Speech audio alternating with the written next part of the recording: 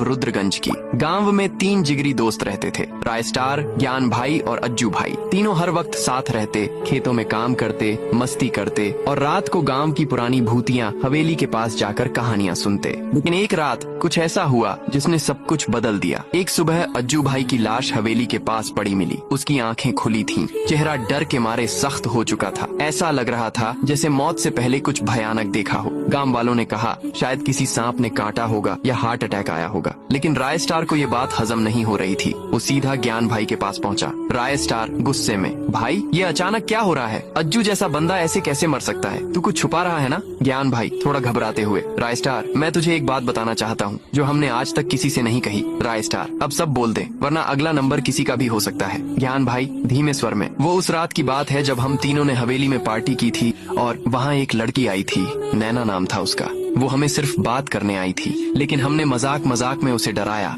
और गलती से उसे धक्का लग गया। उसका सिर दीवार से टकराया और वो वहीं मर गई। राय स्टार हैरान, तूने ये मुझसे छुपाया? ज्ञान, हम डर गए थे भाई, लाश को हवेली के तहखाने में छुपा दिया और कभी किसी को कुछ नहीं बताया।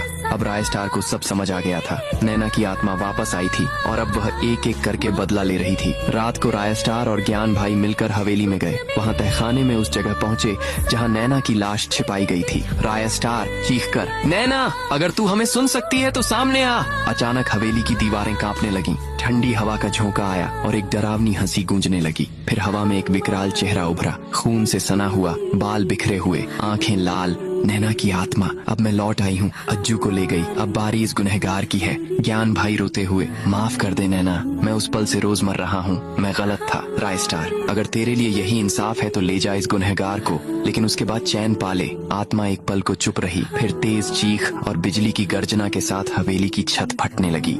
ज्ञान भाई हवा में उठा और झटके में गायब हो गया। अगली सुबह गांव वालों को हवेली के अंदर ज्ञान भाई की जली हुई लाश मिली। पास ही लिखा था, अब इंसाफ पूरा हुआ। राय स्टार वहाँ अकेला खड़ा था, आंखों में आंसू मगर दिल में शांति। उस दिन के बाद हवेली बंद कर दी गई, लेकिन आज भी कोई उस रास्ते से गुजरता है तो सुनाई देती है एक आवाज, राय स्टार तू अलग था। यह कहानी है पहाड़ी गांव